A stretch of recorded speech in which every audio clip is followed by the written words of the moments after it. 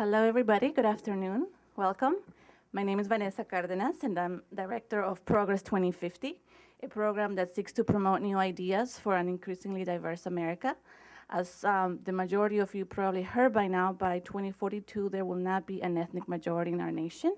So 2050 works to address some of the implications of the demographic change. I'm particularly excited to be here today to welcome our panel, because one of the activities that Progress 2050 has been engaged in the last year has been to go through those communities that have experienced exponential demographic change in the last decade. We have brought together a range of leaders, community activists, academics, faith leaders, business leaders, electeds, and in every single one of these roundtables, the issue of incarceration of communities of color and the impact this is having on the communities have been brought up. So I won't quote the statistics here because I know the panelists and my colleagues will mention those. But what I can tell you and what I want to say is that those numbers are unacceptable, that as a nation we have failed. A lot of our young people, but also our communities. And our project, Progress 2050, is committed to engaging in this space, and we hope that this is one of the first of many other conversations and activities that we will engage in the months to come. So with that, I'm going to introduce Kanya Bennett, who's also our partner in this program. She's the Director of Programs for Criminal and Civil Justice for the American Constitution Society for Law and Policy. And again, we also have a couple of fact sheets that we posted on our website today at americanprogress.org, so I invite you to visit our website. Thank you so much, and Kanya.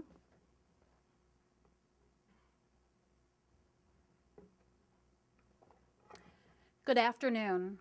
Again, welcome to today's event, Still Dreaming, Continuing the Legacy of the Civil Rights Movement Through Criminal Justice Reform. I am Kanya Bennett, the Director of Programs for Criminal and Civil Justice at the American Constitution Society for Law and Policy, otherwise known as ACS. For those not familiar with ACS, we are a national network of lawyers, law students, judges, and policymakers who believe that the law should be a force to improve the lives of all people. ACS works for positive change by shaping debates on vitally important legal and constitutional issues through the development and promotion of high-impact ideas. This month, the nation commemorates a defining moment of the civil rights movement, Bloody Sunday and the Selma to Montgomery, Alabama marches of 1965. These marches generated public and political sympathy for the movement and resulted in the enactment of the Voting Rights Act. On this anniversary, many would suggest that Martin Luther King's dream of full racial equality and freedom has yet to be fulfilled. And given the various disparities that exist today, the disparities in education, employment, and housing, for example, we must ask, what is the civil rights issue of our time? As Michelle Alexander's book, The New Jim Crow, Mass Incarceration in the Age of Colorblindness suggests, criminal justice may be the civil rights issue of the 21st century. The United States has the highest incarceration rate in the world at 2.4 million. 1 in 15 African American men is in prison. For Hispanic men, that number is 1 in 36. In some states like Georgia, 1 in 8 African American men cannot exercise the right to vote due to a felony conviction. Do these statistics compel us to make criminal justice reform the focus of our contemporary civil rights efforts? Today, a panel of criminal justice and civil rights experts will consider this question and others. To facilitate this conversation, we are pleased to have with us Deborah Barfield-Berry, this afternoon's moderator. Deborah is a Washington correspondent for the Gannett Washington Bureau, where she writes about civil rights and voting rights. She also contributes to Gannett's national online project, Civil Rights in America, Connections to a Movement. Deborah is a 25-year veteran journalist and a graduate of the Philip Merrill College of Journalism at the University of Maryland. Please join me in welcoming Deborah and our distinguished panelists.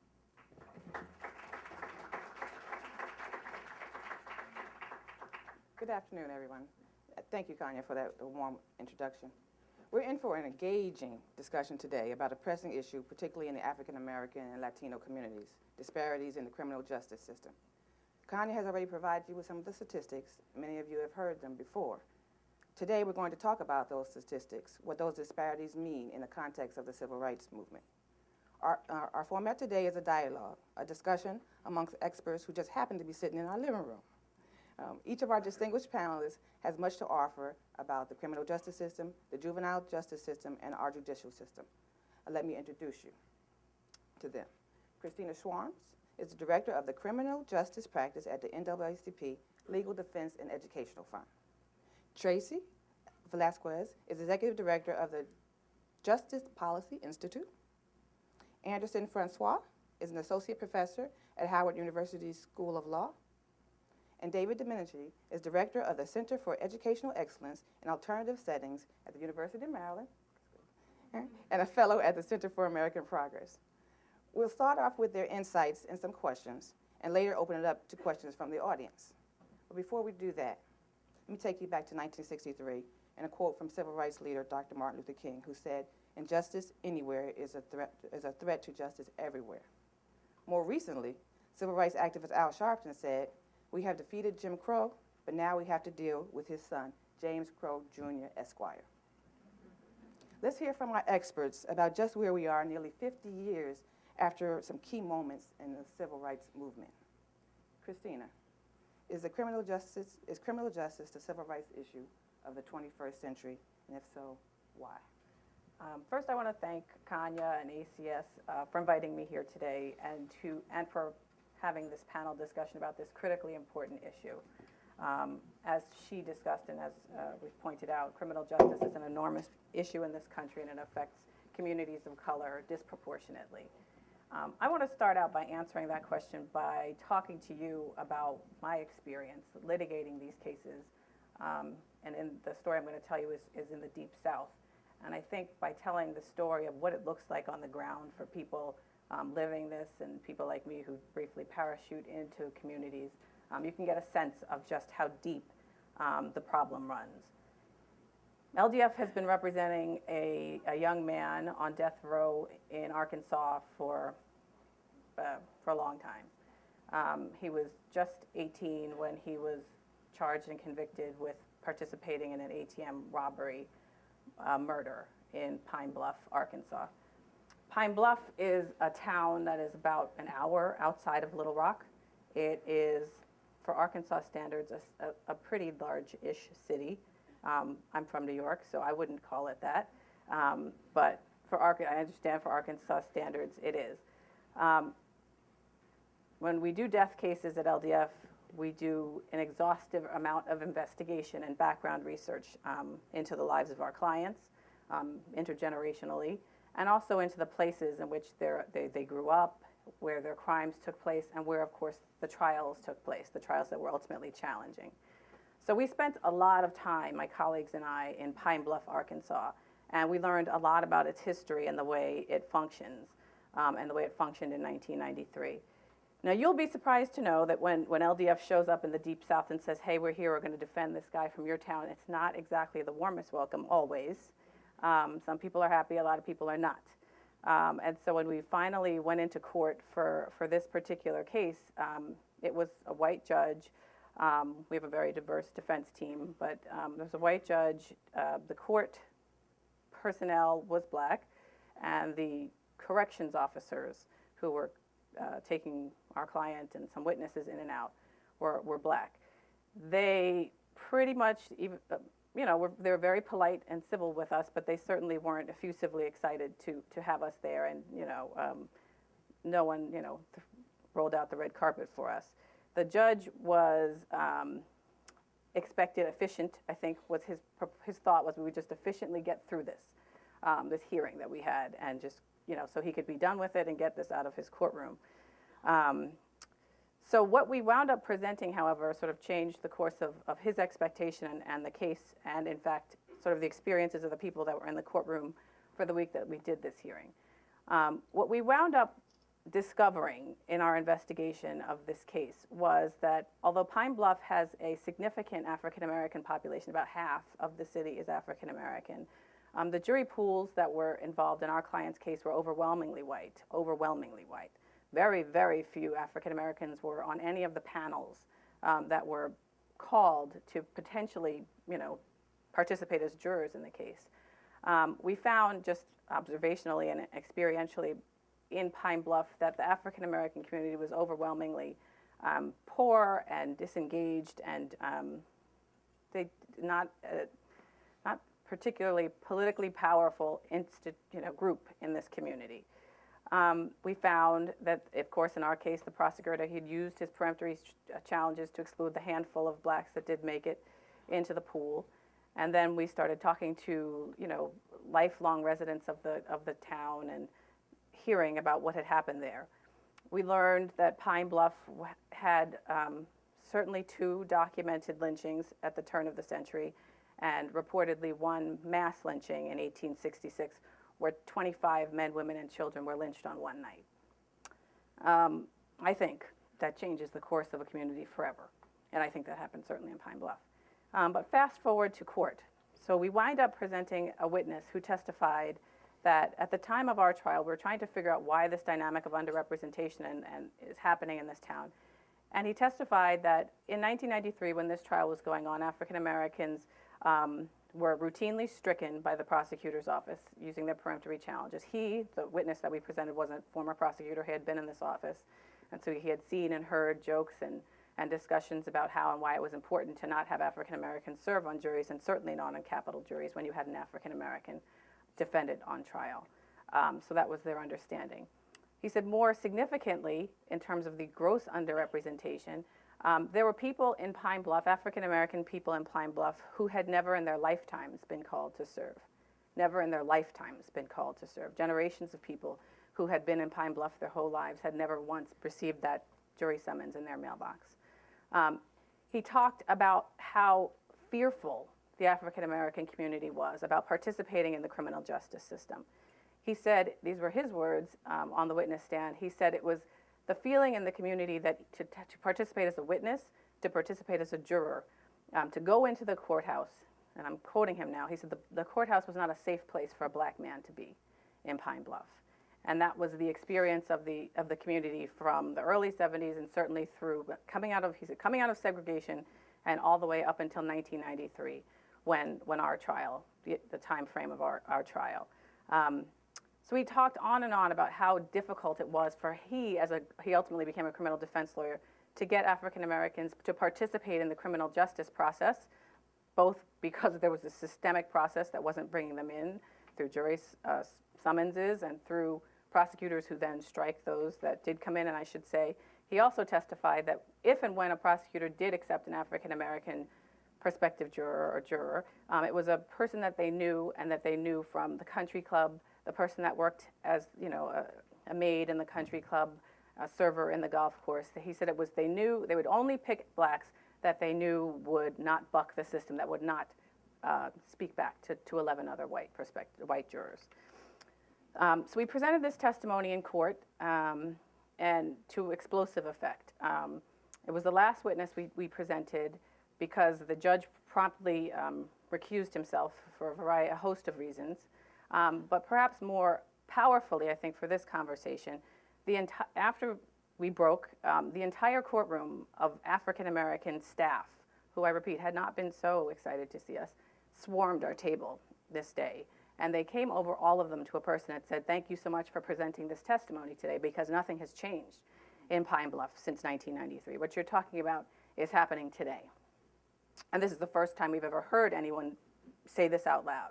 This is the experience that we feel every day in Pine Bluff. And I repeat, these are corrections officers. These are, sort of engaged members of the community. Corrections officers, court personnel, the judge's clerk came over. So you can imagine how powerful a moment it was for us in court. And I tell this story, and I always sort of hesitate to acknowledge that it took place in Pine Bluff, because I always think people here in the North have a tendency to say, well, of course that would happen in Pine Bluff, Arkansas, in this little town with this history of this mass lynching. But the reality is, I've litigated cases in Philadelphia, I've litigated cases in Houston, and the story is essentially the same in varying details. You walk into a courtroom and what you see is a sea of black and brown men in shackles. You see African American prospective jurors, excused peremptorily over and over and over again. you see, families waiting and hoping that their loved one will come home. It is the same scene wherever you go throughout the country, those of us that do this work every day. And so for me to ask the question, when I see not only the effects on my clients, which are obviously traumatic, but when I see more significantly like that kind of play in an entire community of how it devastated that community, the answer to me is unquestionably yes. Yes, this is the issue of the 21st century. I'm running out of time, so I'll just add one more thing, which is to say that all the effects of the criminal justice system sort of have become an efficient way of disenfranchising the African American community in the ways that multiple systems did under Jim Crow. Criminal justice now does it through education, it does it through voting, it does it through all of these other ways, sort of in one fell swoop. Thank you. Tracy, can you also address whether criminal justice is a civil rights issue? Sure. I'm with the Justice Policy Institute, which is here in D.C. We do a variety of research reports on the criminal justice and the juvenile justice systems. And we also do some work in Maryland, especially. We sort of talk about that being our policy sandbox. And certainly when I go to visit guys in prison in Maryland, it's almost all African American men, whereas Maryland is a predominantly white state. So we see this play out in our work all the time. I wanted to talk a little bit about how we think about how can the United States is a punitive country. We like to punish people when they do things wrong. It's who we are, I guess, as a people. And the fact that in the 14th Amendment, which looked at voting rights and making sure everyone had voting rights, people who had committed crimes were explicitly excluded from the protections around voting. You could exclude people from voting based on whether they had committed a crime. So this is something that's been part of our culture for forever, pretty much. But what we've seen is that the impact of the criminal justice system on communities of color has just become more and more concentrated over time. My father came to the United States from Puerto Rico back in the 50s, and he has told me he grew up in Bridgeport and lived in Bridgeport when he was a teenager, and he told me about being picked up by the police and being told, son, you are on the wrong side of town, and being driven back to the right side of town, the barrio where his family lived. And that almost seems like an innocent time now, to be just picked up by the police and brought across town. I mean, it's sad that this is sort of our baseline of harm has changed so much. I bring this up because as we look at the system and where we see the impacts, and how can you tell the difference between just punitiveness and actual civil rights violations? We think about it in a couple of ways. One is how can it be operationalized? Where might you see this? And there's two places that I think you can see this. One is in where there's discretion in the system. Places where people can make decisions about what they do, and are they making decisions that disproportionately impact certain groups over others. And probably the most clear example of this is New York City's police department. We all know the police are sort of the gateway to the criminal justice system. If you don't get arrested, you don't end up in the criminal justice system, generally speaking. So when you look at the New York Police Department, they instituted a system of stop and frisks. They would randomly stop people on the street with virtually no cause and effectively no cause, and question them, and sometimes actually also frisk them, pat them down for weapons, drugs, etc. In 2011, last year, there were 684,000 New Yorkers stopped by the police. Of those, over 600,000 were completely innocent. There was never a charge brought. But of those who were stopped, 59% were African American, whereas only a quarter of the New York City population is African American. And about 62,000 were white, which is 9% of those stopped versus 44% of the population. Now, in addition to just the disproportionality of the stops, which on its face is clearly wrong, there's also the fact that in 2006, of the people they stopped, whites were more likely to be found in possession of illegal drugs or guns than African Americans. So you have 5 years later, they're still stopping more African Americans, even though historically they have shown that they are less likely to be doing something illegal or possessing an illegal object when they're stopped. So that would be one area, is where is their discretion in the system? And in sentencing, there's also discretion in the system. A number of years back around the country, we saw in the federal and the state systems, sentencing guidelines were developed, which were supposed to reduce some of this discretion that was causing African Americans in particular to be sentenced more harshly than whites. But there's still discretion in the system. A report came out just earlier this month that showed that even within the sentencing guidelines, there continues to be disparities in how people are sentenced. The other area that we look at from sort of a research perspective is where are policies developed and laws developed that specifically target communities of color. So when you can see something like that happening, again, it points to people's rights being violated. So one area that has gotten a lot of attention in the past few years are school zone violations. You know, when your kid goes to school, you think it's sort of a happy sign. This is a drugs-free school zone. You know, oh, this is wonderful. It's a, you know, my kid won't be whatever, which is, of course, ridiculous. You know, high school kids can get drugs when they want them. That's just the bottom line. But the fact is that drug zones often are areas around a school, some number of feet usually, 1,000 feet, 2,000 feet around a school, where if you are caught in possession of drugs or trying to sell drugs, even a small amount of drugs, the penalties are greatly enhanced. You're going to get a mandatory minimum sentence of much longer than you would have somewhere else.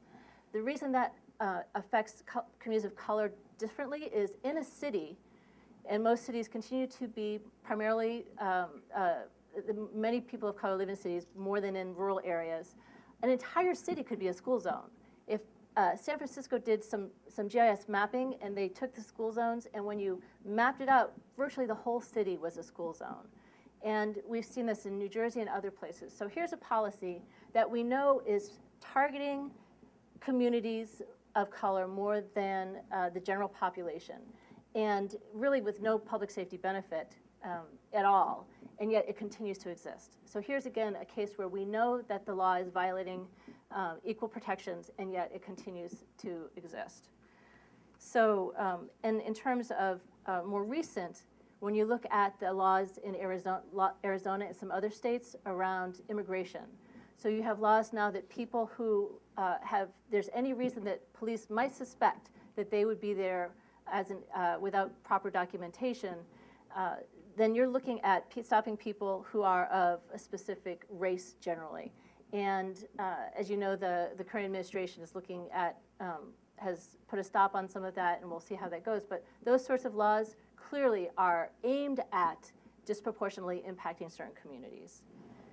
So I also wanted to talk about a little bit, and then I'll turn it back over, is you know, we recently did a report on private prisons and the fact that there's people who make money by the current system, by incarcerating more people. And this has been, this is not just in private prisons. When you think about the criminal justice system, it has been a jobs program in the United States for many years.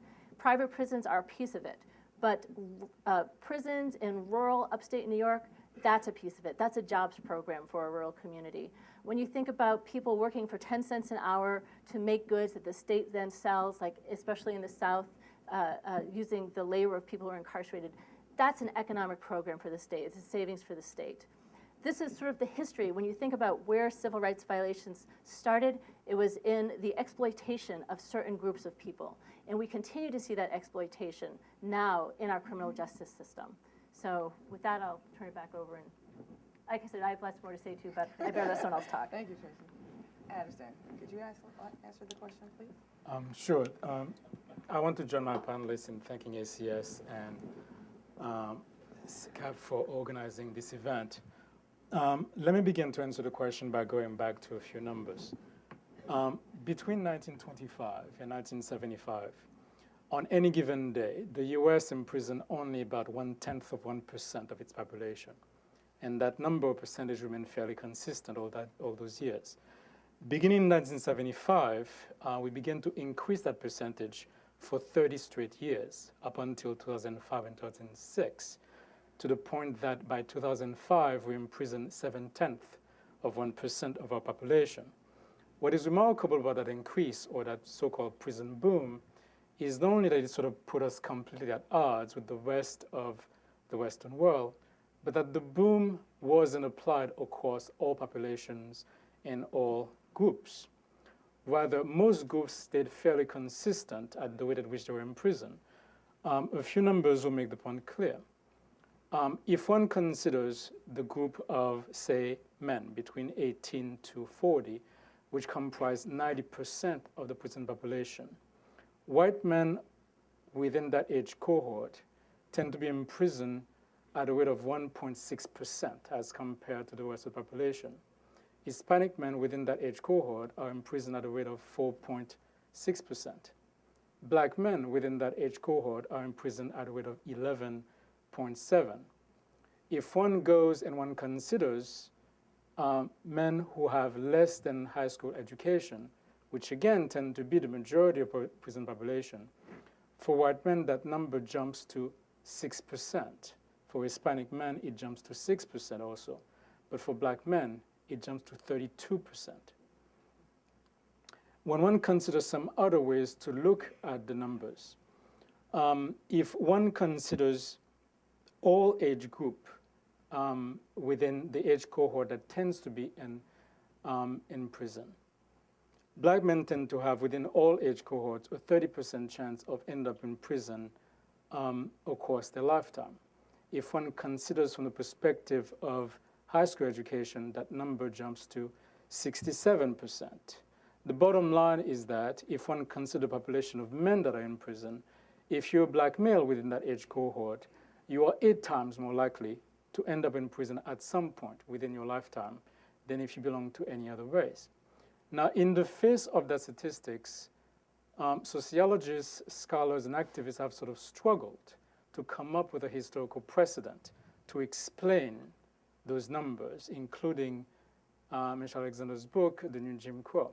But it seems to me, when one look at the numbers, when one look at the fact that the entire prison boom seemed to have been driven mostly by one subgroup, it is very, very difficult to find any historical precedent in this or any other country to actually explain it.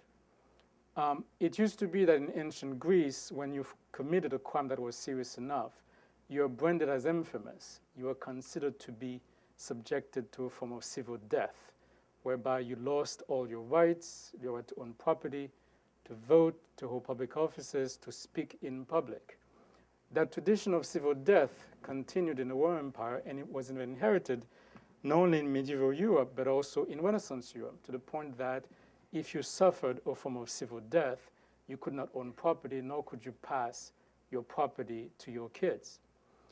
What we do know about the prison population in this country is that by the time you get out, not only do you have a chance to go back in, but you tend to lose your right to vote. You tend to lose all access to the labor market. You tend to lose access to public institutions such as housing. As a group, you are less likely to marry, and if you marry, you're less likely to stay married. As a group, you're less likely to have any involvement in the life of your children. What this really means as a practical matter is that you cut off from political franchise, you cut off from the labor market, you cut off from community participation, and you even cut off from familial bonding. So it seems to me that the proper analogy is not really just Jim Crow. Is that what we're experiencing over the last 30 years is that we've been subjecting a subgroup of the population to a form of civil death. Now, all of us in the room know that the course of our lives is driven not just by the choices that we made, by those around us who love us and whom we love in return, but also by certain larger social forces. And even though it has become a bit of a cliche, when we speak of the so-called greatest generation, what we mean is that a group of men and women who tended to be young during the Great Depression, who saw the carnage of World War II, came back home and were helped in their lives by the GI Bill in getting education, starting businesses, starting a family, etc. When we speak of the civil rights generation, what we tend to talk about are the young men and women whose parents were part of the first wave of the great black migration from the South to the North between 1910 and 1970. That generation who experienced firsthand the sting of Jim Crow, but also got to experience firsthand the first full benefits of the civil rights movement, and therefore were able to close the gap between whites and blacks in terms of the middle class. In other words, we speak of the civil rights generation or the greatest generation simply as a group of folks whose lives were deeply, deeply shaped by certain large social forces. It seems to me, when one considers the prison boom that began in the 1970s, and that is by way of answering your question as to whether or not this ought to be a civil rights issue, is that for the last 30 years, at least with respect to the African American community when it comes to male within the community, the single largest social force that has shaped the course of their lives has been prison.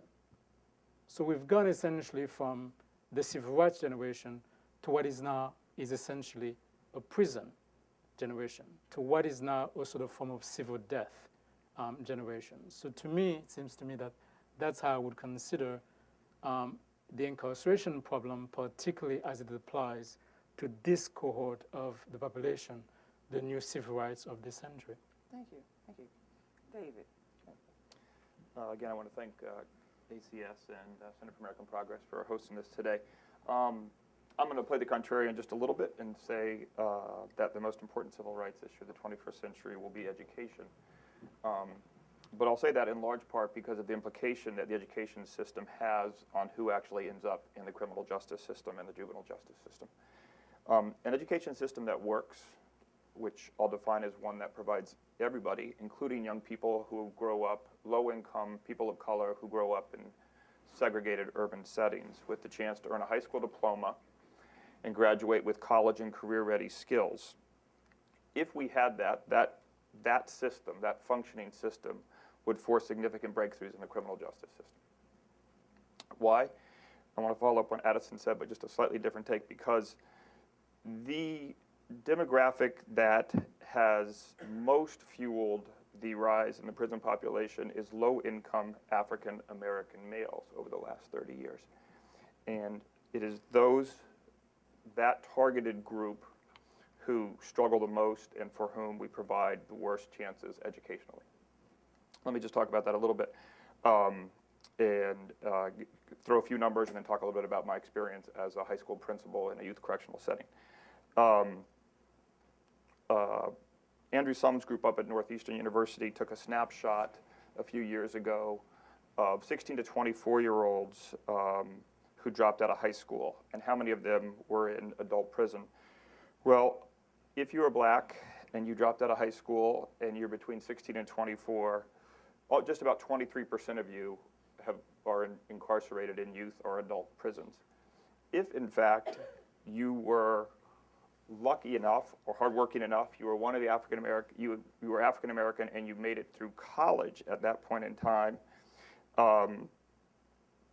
only 0.6% of those men were in college. So we have to get African American men and all of our children through high school, through college, so they will not be subject to the criminal justice system. There's other studies that suggest overall only about 2.5% of adults, mostly 2.5% of men who are in the criminal justice system have a college degree. That number is higher, meaning there's a higher percentage of African Americans who have college degrees who are incarcerated than whites. But regardless, the numbers are fairly small if you can get a college degree. Let me just show you how I understood this day to day in my life as a principal in DC's youth correctional facility.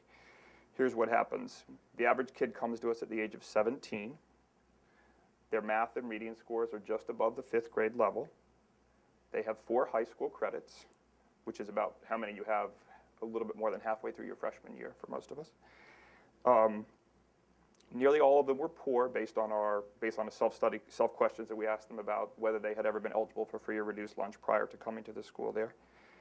None of them had ever attended one of the district's 2 magnet schools, public schools, and only a handful of them had attended the district's 1 integrated, highly functioning public school, Wilson.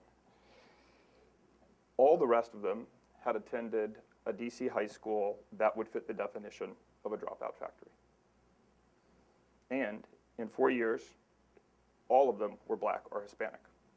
There was never one white kid to come through DC's long-term youth correctional facility. This data aligns with national trends. Recent study in Texas, which has been doing a lot of work actually on fixing their juvenile correctional system. The average kid is between the age of 16 and 17, so a little bit younger, but partly that's because as they get older, they go to the adult system in some states like Texas.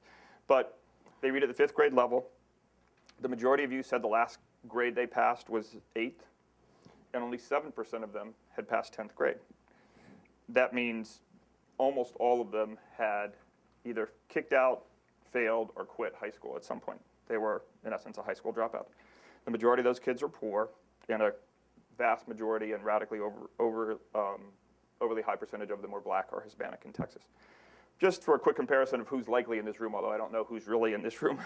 When we were 17, we were probably in 11th or 12th grade, getting ready to high school. We were probably functioning somewhere, if we went on to college and made it through college, then when we were at that age, we were likely functioning somewhere between like the 9th grade and the early college level on some standard test we took. Some, but not many of us, had grown up poor, and my guess is that very few of us in the room attended a large, segregated, urban high school in a poor community. But that's not who ends up in long-term youth correctional facilities. How does this work its way down? Well, too many kids of color grow up in segregated, low-income communities. They then end up in not very well-functioning elementary and middle schools. They then move on to a large high school where, depending on how you read the data, only about 50% of them go on to graduate high school. And once we're at that point where you are not graduating from high school and you are low-income African American, the statistics that we've started talking about here kick in. There's studies from the 60s, high school dropout, African American male, 60% chance that you were going to end up at some point in the criminal justice system.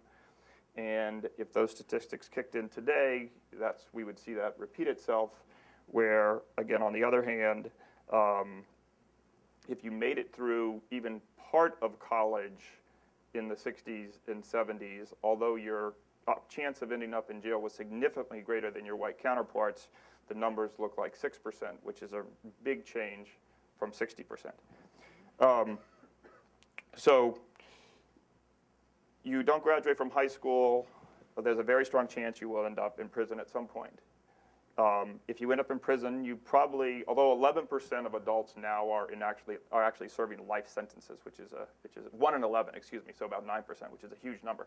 But otherwise, you will get out at some point. But if you're in that data pool, you are likely to spend significant portions of your life in intermittent incarceration and unemployment. And if you're not in one of those two categories, then you're just hitting a labor market right now where you're really very underprepared to meet the demands of our current information service technology economy as a high school dropout. So you're facing a labor market that rewards you mostly with very low wages that are not sustainable. I think I'll stop there and we'll go. Yeah. Thank you very much. Earlier this month, or a couple of weeks ago, civil rights activists and voting rights groups rallied in Alabama, not only to commemorate Bloody Sunday, but to draw attention to the concerns about the new laws that they say will impact millions of people of color. Should there be similar efforts to draw attention to the disparity in the judicial system for any of you? Well, I think we've already started to see some. I mean, when I know that the issue of, for instance, people here in DC is sort of a strange hybrid where the federal government runs the DC prison system, And many of the people in DC, most of the people in DC are sent to private facilities out of state, far from their families. And I know that recently there was a rally around that, both because the people who are there, we're talking about sort of second chances. They are not getting the services that they will need to be prepared when they do get out, and and the conditions there are very poor. So we have seen families who rally around that issue, especially around the fact that this is a private prison, who makes more money the less it does to help the people who are incarcerated there, and the more people are incarcerated. So I think we're beginning to see that. We've seen it with some of the Occupy movements. I know in Baltimore has looked at this issue. There was some movement around, in Baltimore, they lock up a lot of kids in the adult jail there, and there's been some rallies around that. So we're beginning to see the shift, I think, where people, the general public is beginning to understand the system. And I think right now we're at, especially with issues around economic injustice, which seem to be particularly highlighted.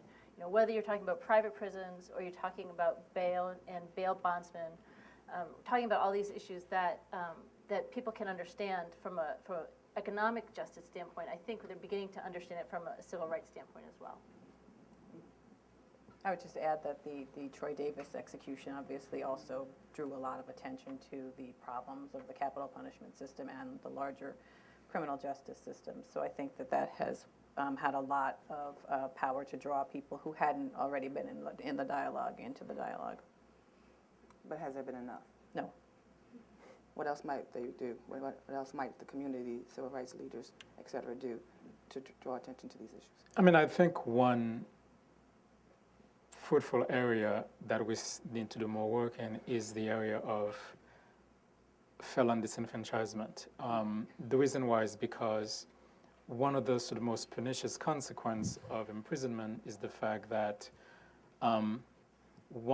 even when you leave prison, you either lose your right to vote temporarily or even permanently. This not only has an effect on you as an individual, but also has an effect on the community. Secondly, as you know, the way that the census is counted, most folks, even if you think, for example, a place like DC or Maryland, who get shipped out to prisons outside the community, for purposes of their census, many of them end up being counted as part of the community in which they are in prison, even though they do not vote, and even though most of these communities tend to be overwhelmingly rural and overwhelmingly white. This is beginning to change, as I'm sure many of you know. Maryland is one state that has tried to change that, even though there's been some litigation around that law, pursuant to which they do not allow communities where the prisons are located to count those prisoners for purposes of redistricting.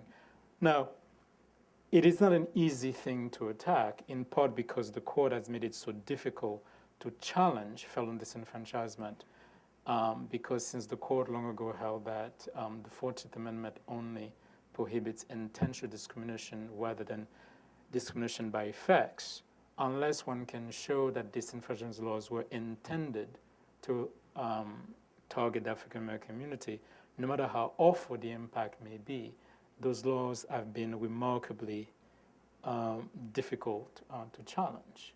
But this is something that we're beginning to do, and I think it's a very important step.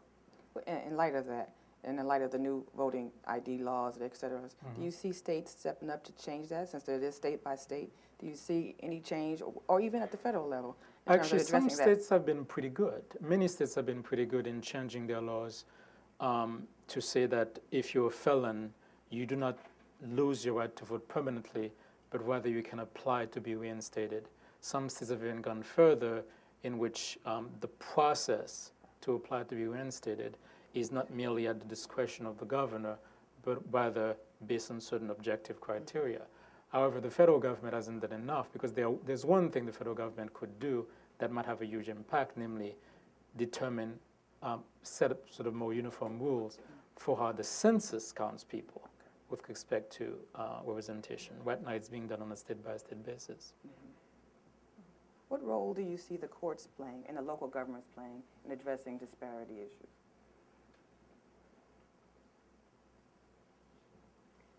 Well, I think that we're at sort of an interesting moment in time in that we have seen prison populations drop for the first time in, I think, forever, technically speaking. So, and the primary reason is that we just can't afford it anymore. There's suddenly a sort of a recognition that, if we want to improve education system, we might need more money, and we don't have any more money because we're spending it all locking people up at $35,000 a year.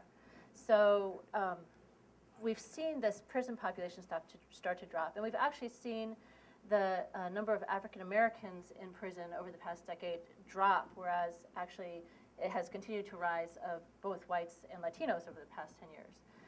And I think this is because we're starting to use more policies that are based in evidence and rationality. We are not over-punishing as many people as we used to. I guess that's the best spin. We're still over-punishing people a lot, a lot of people. But I think that as taxpayers and citizens, what we can do and what we can push our government to do is to start using laws that preserve public safety but don't destroy communities and violate people's rights. And we've seen that in a number of states, including places like Arkansas, where they have rolled back on some of the drug laws. We've seen it at the federal level with the crack disparity being reduced but not eliminated. So I think that the moment of opportunity here where we can make a cost argument to support a moral good for the country and a civil right for its citizens is a unique opportunity. And what we hope at the Justice Policy Institute is that we can set in place better policies and laws so that even after the economy continues to move forward and to expand, we don't revert to the policies of the past.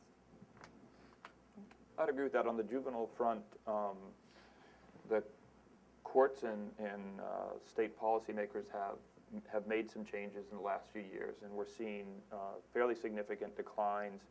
A number of the large states have decreased the number of teens in their long-term facilities by more than 50% in the last decade, and overall the number of kids locked up has decreased by about 30% in the last decade.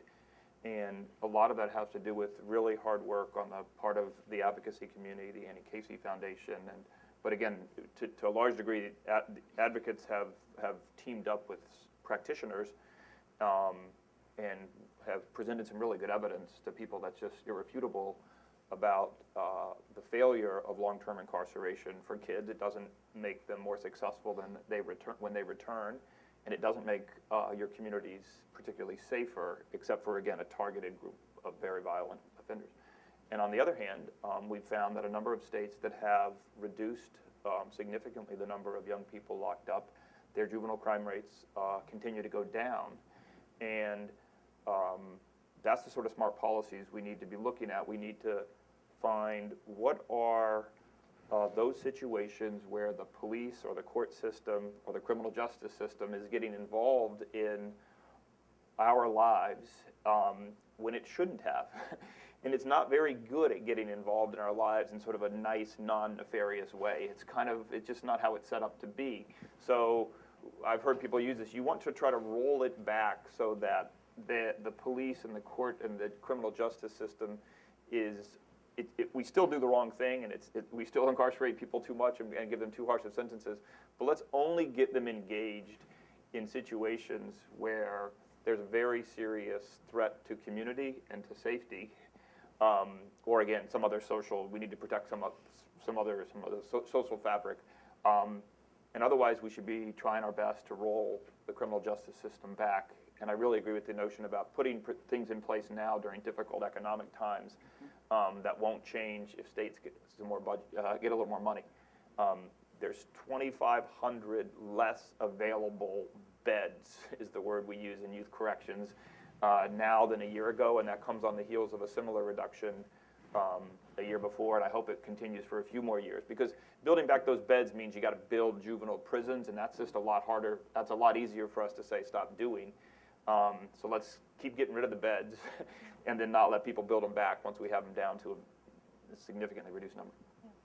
I just want to throw one little bit too to tie on that. I mean, back to sort of the jobs program, we need to stop using the criminal justice system as a jobs program. The president put $4 billion for more police in his current budget. And I don't think there's anyone who's talking about, or not enough people talking about, when you have so many police, they end up, bringing in the low-level drug offenders who, should be getting treatment, not incarceration. And, we need to really focus on the type of jobs and the type of economy that's positive and doesn't harm communities. Christina, you talked about in your work across the country, you go places and you see a sea of black men in shackles. What difference does it make, or does it matter that there aren't many people of color handling death penalty cases or in the courts or in roles as lawyers and or defenders or in case prosecutors as well?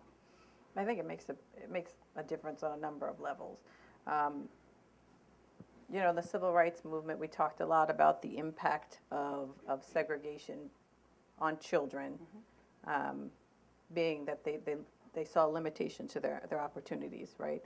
It limited their view of what they could be and the power that they could attain. I think it's similar to constantly walk into courtrooms and see, a white prosecutor, a white judge, and a white defense lawyer, and a sea of black men in shackles. It sends a message not just to the African American community that are being processed through that system, but also to the white community about the African American community. About it contributes to a perception of African Americans as violent.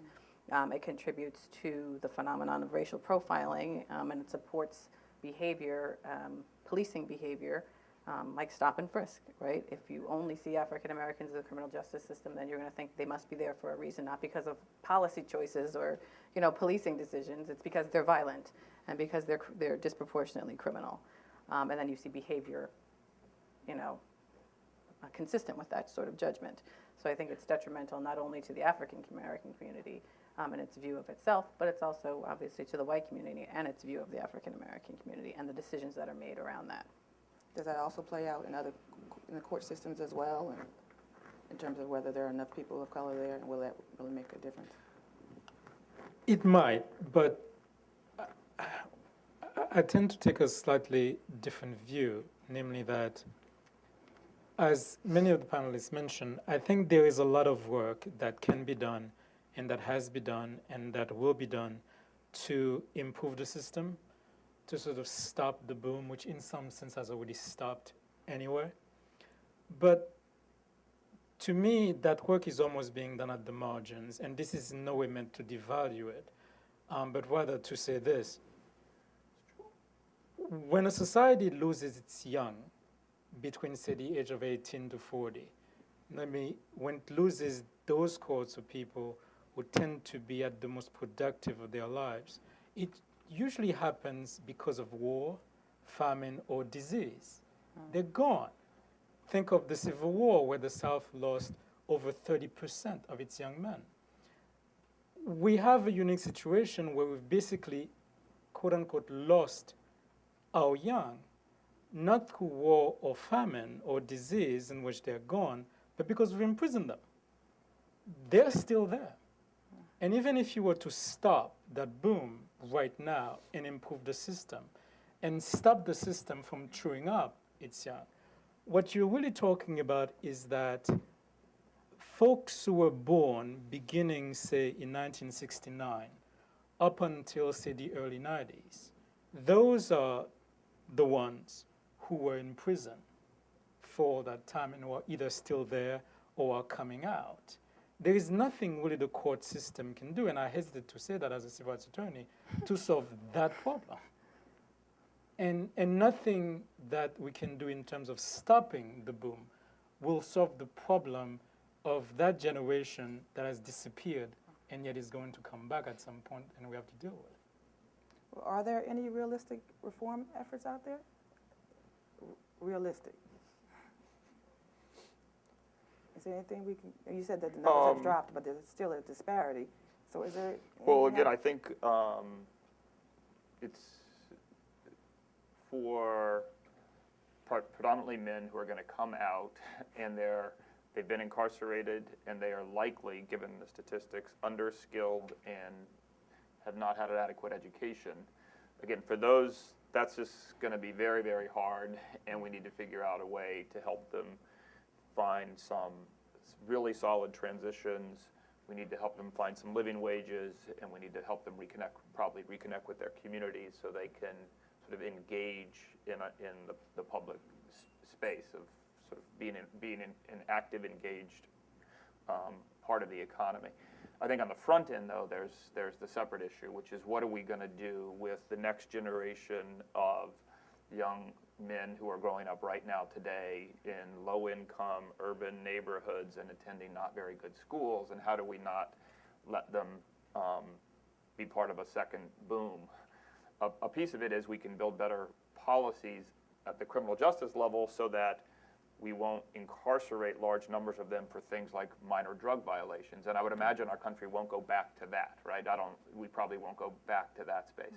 But you still are potentially left with, like at the moment, significant numbers of men in prison, about 50% of them who are there for violent offenses. So we have to do things to help the next generation not become violent high school dropouts and violent offenders. Because in our country, it's a lot harder to figure out alternatives to incarceration for someone who has committed a really violent act than alternatives for someone who has a substance abuse problem. So, we got to, some of this is not an education panel, but we got to start doing some really heavy duty lifting in schools and in urban schools. Balfans and his group had identified. I mean, with the data that we now have, we know right now which kids in the 4th and 5th grade are most likely to end up being high school dropouts. Every single superintendent in America knows who they are because the risk factors. You know, if you're in 4th grade and you failed English and math and you have any other thing going on, you're a very high likely of being a high school dropout. The issue is, what do we do in a really radical way with that group of young people that doesn't just sort of pass them through the system and give them a little bit of a Band-Aid? And we could talk about that later if we wanted to. I would say, in terms of at the people coming out, I think there are things that we can do. The courts have already ruled that, because of that you cannot discriminate on someone just because of their criminal record. But there's no teeth to that. I mean, we have a few states that have, or communities that have, banned the box, which means that when you fill out an application, it doesn't automatically ask you if you have a criminal record. And I think that the courts should push back on the level of protections and that employers are given to discriminate. So basically, there's no enforcement. There's no clear way to figure out where the line is on discrimination on basis of criminal record. And the same thing with housing. The federal government this past year issued a memorandum saying, oh, by the way, you don't have to discriminate against people in federal housing who have criminal records. They didn't say don't discriminate or you can't discriminate. I mean, what the heck? Take a stand if you're going to take a stand. Don't say, oh, by the way, you don't have to discriminate. You cannot discriminate if you feel like it. I think there's a lot that can be done to help people, returning citizens, that will help them put their lives back together. And education, I think, both for people returning from prison and adequate mental health and substance abuse treatment, those are the pieces of the social fabric that if we help strengthen those pieces, it'll also help people from going back to prison. I would just add, I think that we've touched on it, I think there needs to be a change in the dialogue so that it's clear that there isn't, like, you're either a public safety person or you're a criminal justice reform person, right? That those two worlds are not two separate, circles that never overlap. That the reality is, and I think that's being borne out by sort of some of the things we're talking about on the stage, is that criminal justice reform yields public safety. There was a fascinating article in the Times, I think, over the weekend about isolation in prison. And it was a warden, I think, from Parchment in Mississippi, talking about how they reduced their prison size by going from single cell supermax conditions, which everyone assumed was absolutely necessary in this massive, boom of prisons, that we have to have, these supermaxes because everyone is a super very scary, person, which isn't true. And they changed from this sort of single cell supermax to just a regular general population, and the incidence of violence, the incidence of problems, prisoner on prisoner, prisoner on guard, reduced dramatically. And that would be, that sort of general population, provide people things to do, provide access to education, would be something that had traditionally been spoken of in criminal justice reform terms. But this warden says, no, this is safer, for the prison population and for the guard population to have sort of a humane prison system. And I think that conversation can be, put in various ways, not just in the prison context, but the whole conversation about humane criminal justice practices that make sense, that don't lock up African American men within a period that does not make the public less safe. To follow up on that, I think there's also, again, the terms of confinement Yes. could change significantly and probably will result in cost savings, and the socialization of what takes place for those who are currently incarcerated could become more humane, less violent, and candidly, with some innovation, we could even be doing some things with education and job training in the inside of long-term adult facilities that we don't do. At the moment, you're really constrained. There's one computer lab over there, and there's some GED books, and there's not a lot of money for teachers. But instead of thinking about building more computer labs, which still have the constraints of you can't get people to them and cost money, or hiring teachers, we could do really radical things. Like we could do things like give adults who are 6 to 18 months pre-release tablets so that they can practice for the GED in their room whenever they want to at a time that works for them, for example. Sounds silly, but it probably will happen, and it could happen, and it would potentially do significant things. You could do other things on that, and you would be maneuvering around the inevitable constraints of archaic blocks and mortar into a space that would allow folks, when they're going to get ready to leave, to potentially develop some skills while they're inside. Some say that one of the civil rights tests for the Obama administration's Justice Department is its decisions on whether to approve or reject some of the new voter ID laws. Well, yesterday they rejected the Texas law. How do you see the agency's role in addressing disparity? Do you see them addressing disparity issues, particularly on say, the front end of these reforms? Have they stepped up to the plate? On the front end of the voter reforms or any reforms? Criminal, bring it back to disparity. I'm sorry, just looking at civil rights being. I have to give the administration credit. It was mentioned before. They came out and supported the reform of the crack powder disparity, right? That has been, a disaster since it was implemented in terms of over-incarceration of African Americans in the federal system, over-incarceration of non-violent offenders. In terms of long-term sentences. And, Eric Holder, came out early on and said that, his administration and the Obama administration were going to support that reform.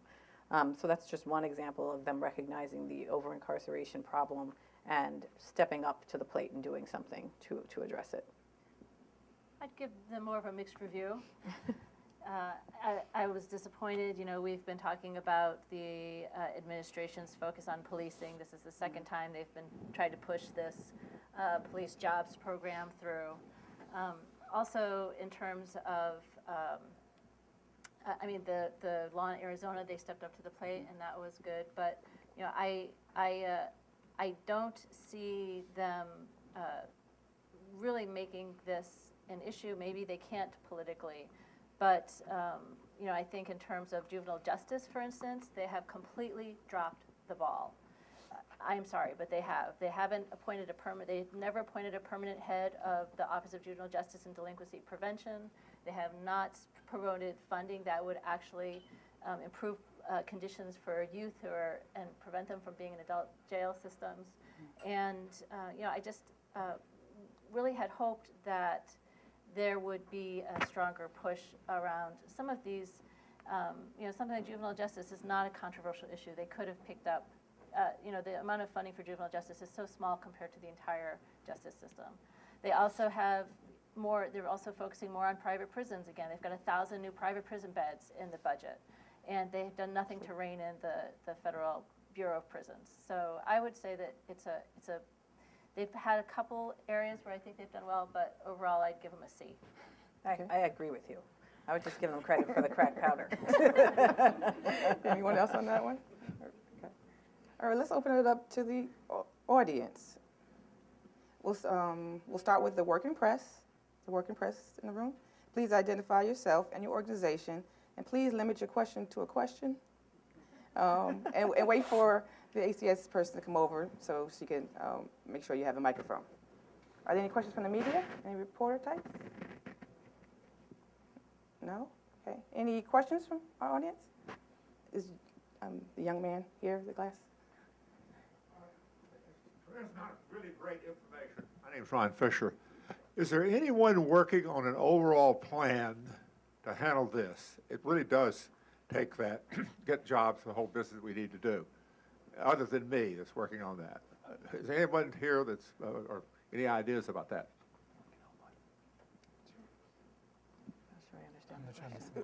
Can you repeat the question? The panel's not sure they understand your question. I was wondering if there's anyone that has an overall plan. For example, there's plenty of money if we end these stupid wars. There's plenty of money if we get this wealth divide under.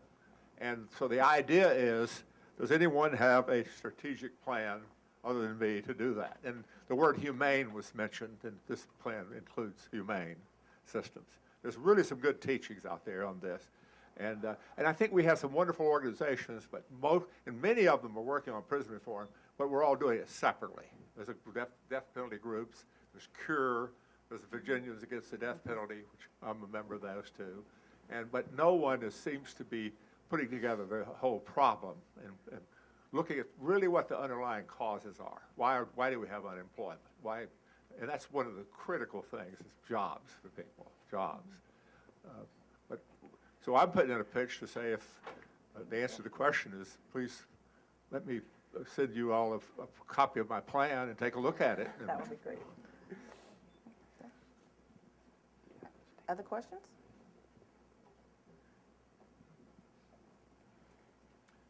My name is Steve Powell.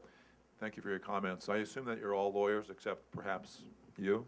I'm not a lawyer. Okay, that's, this has been primarily a legal discussion. Mr. Powell, who are you with? It was, but you took it back a step to talk about education as one of the reasons. Who are you with? Sino Powell Capital, New York City. You took it back a step saying that education was one of the reasons that people got ensnared in the system. But you can't incarcerate a student in a classroom if he doesn't want to be there. Maybe there should be somebody sitting next to you to say, why do people not continue on in school? My question is, what do you think the causes are that kids don't stay in school? Is it the breakdown of the family unit? Is it poor health? Is it lack of opportunity? What is the reason that they don't go to school and stay in school? Sure.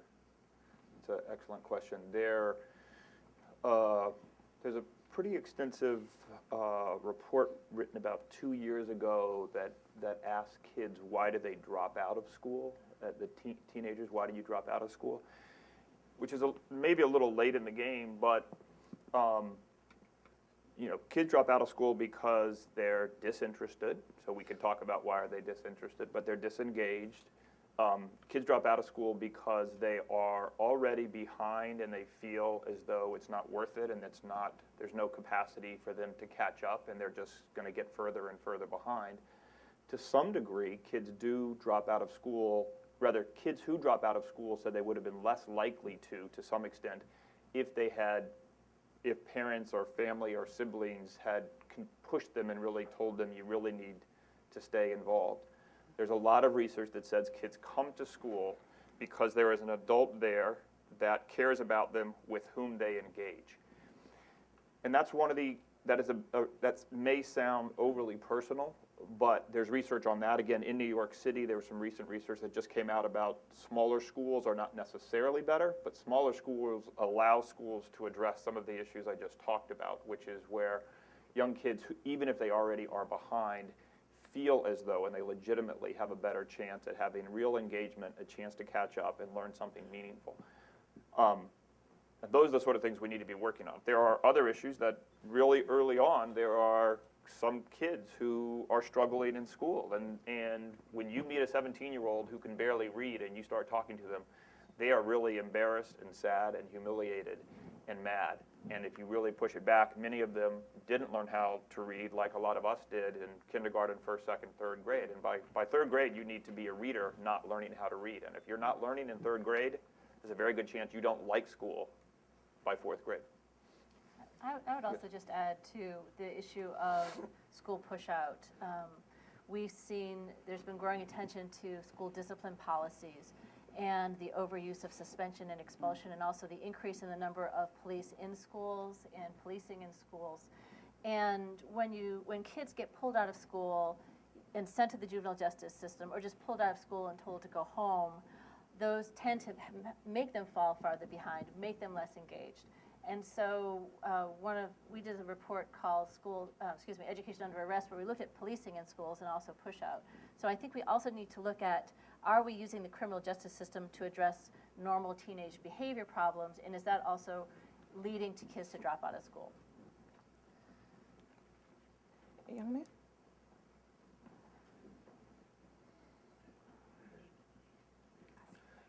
Hello, my name is Ernie Anderson. I'm currently interning at the White House. First of all, I'd like to thank you guys for doing this, discussing a topic of men my age who look like me. A lot of the statistical things that you all talked about, it's not really a far-off topic for me. Plenty of them I grew up with are also in my family. My question is, along with I think we discussed education and also the prison system, a lot of our kids are in communities where they've kind of been contained and systematically structured to be in a certain area all of their lives, and certainly throughout history. At least I think somebody brought about the Great Migration from the South to the North. What are we doing as far as financial literacy and discussing things as far as class systems and things of that nature?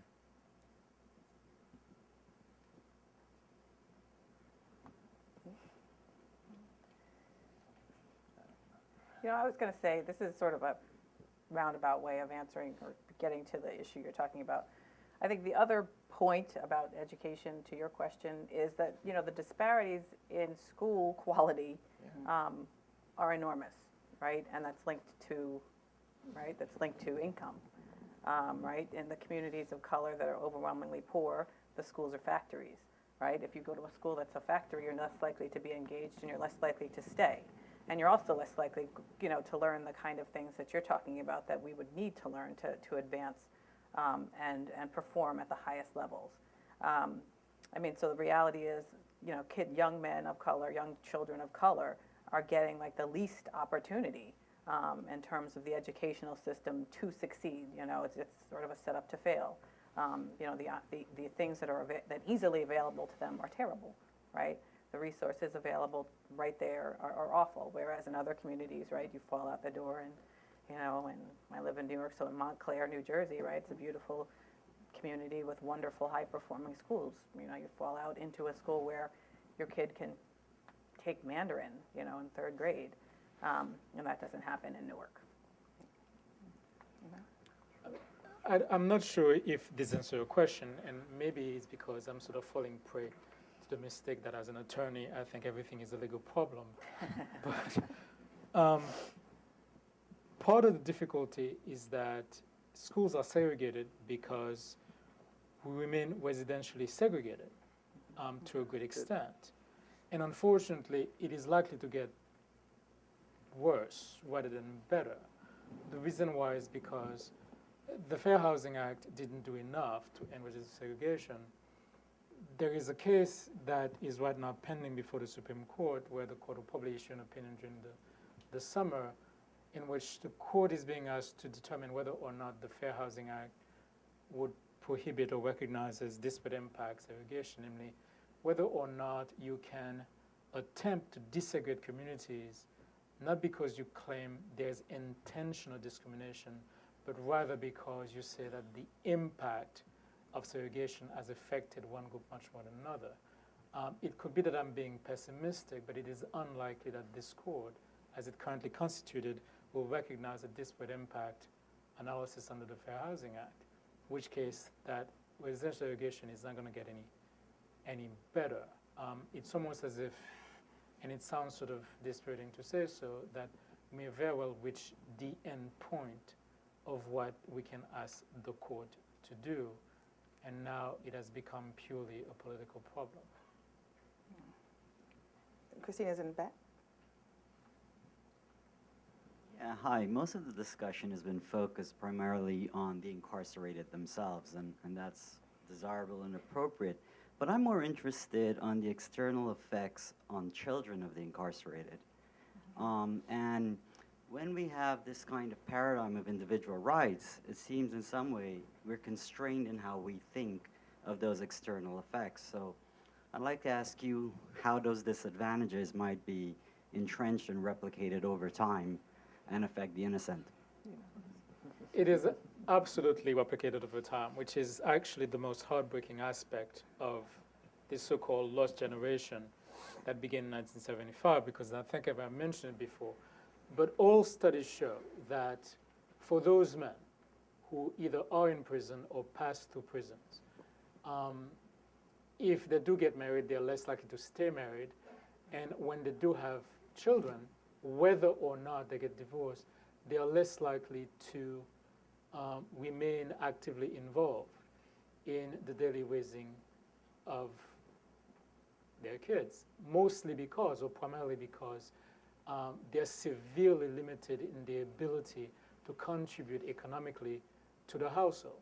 So what you have in instance is that these men, these fathers, either they are absent, but certainly the model they represent to their kids is one that can be extraordinarily negative, to the point that there have been some new studies that are being conducted out of Princeton to determine the risk factor of young people to be in prison or to end up in prison if they've had a family member in prison, particular father.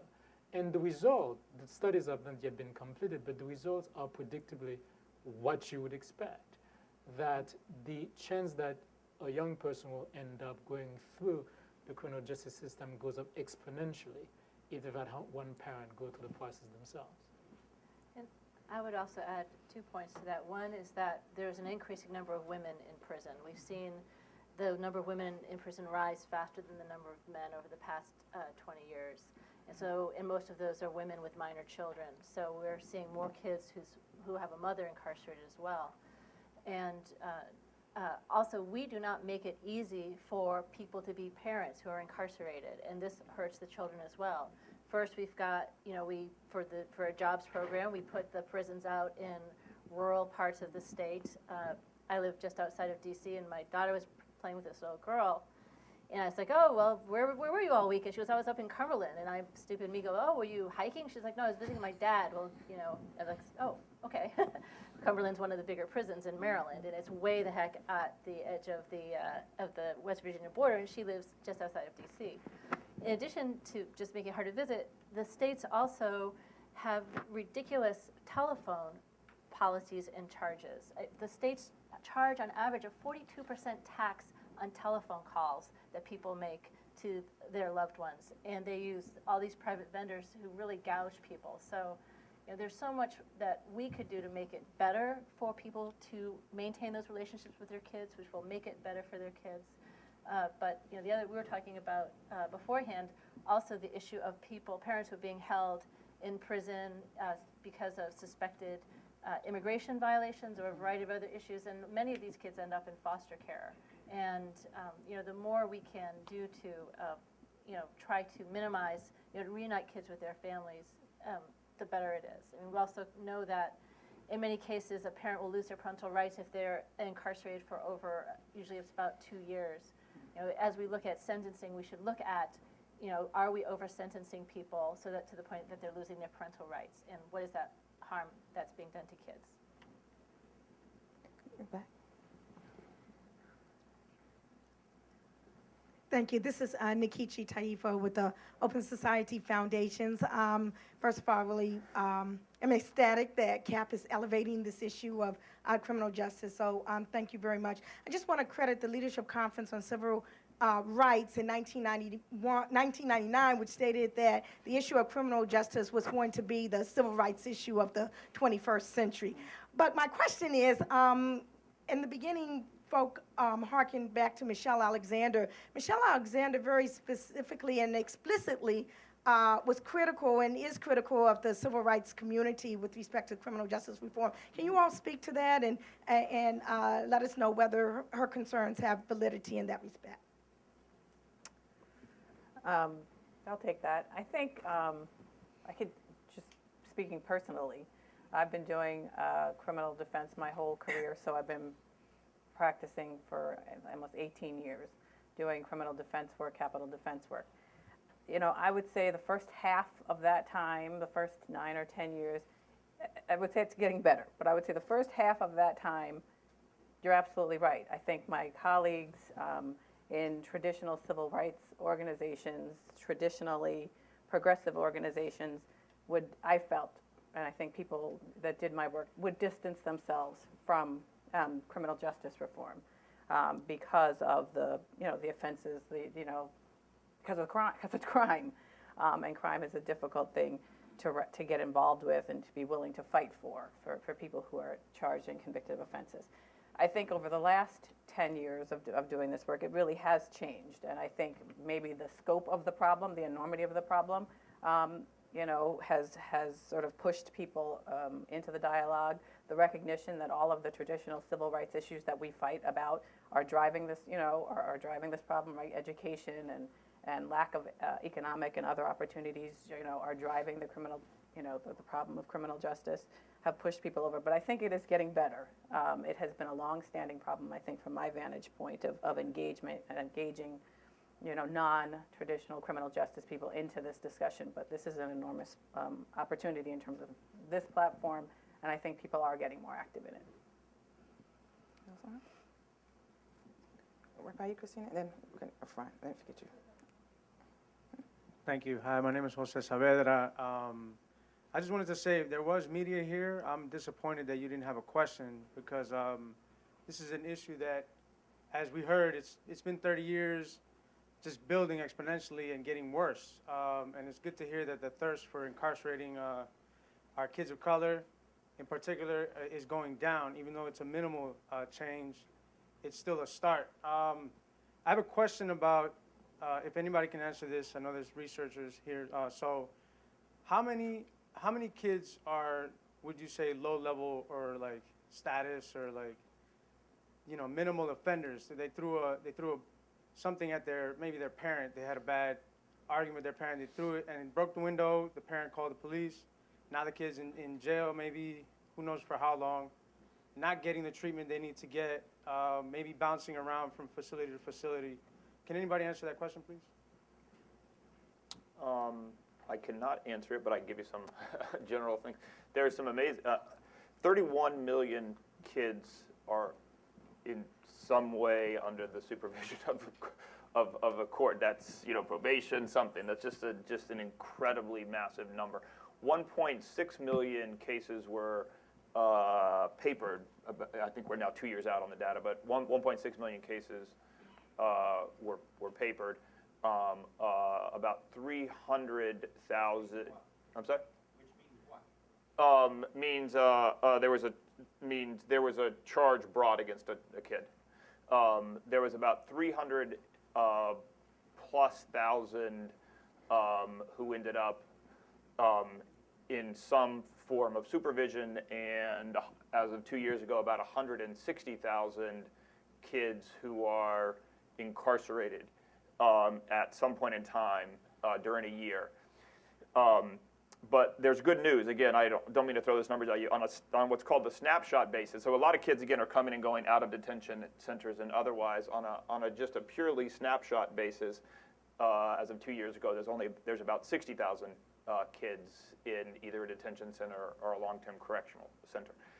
To try to get closer to your answer, which I don't quite have, at least I've been traveling around states and have been to 6 states in the last few weeks and will be to 18 states over the next year, related to all the conversations that have been going on here. There are not a lot of kids anymore who get sent upstate New York or down south Mississippi for sort of status offenses or for having an argument with their parents. They might very well, in the context of a school environment right now, unfortunately, get referred to a police officer and get picked up and get taken down to get processed. Many of those cases get dismissed. There's 230,000 cases of police getting involved in a kid's life at school, and about 90,000 of them end up with a charge. So again, we have 130,000 situations of the police getting involved in kids' lives at school where they probably shouldn't have. Okay. We want to thank all our panelists for engaging conversation, and thank you for coming.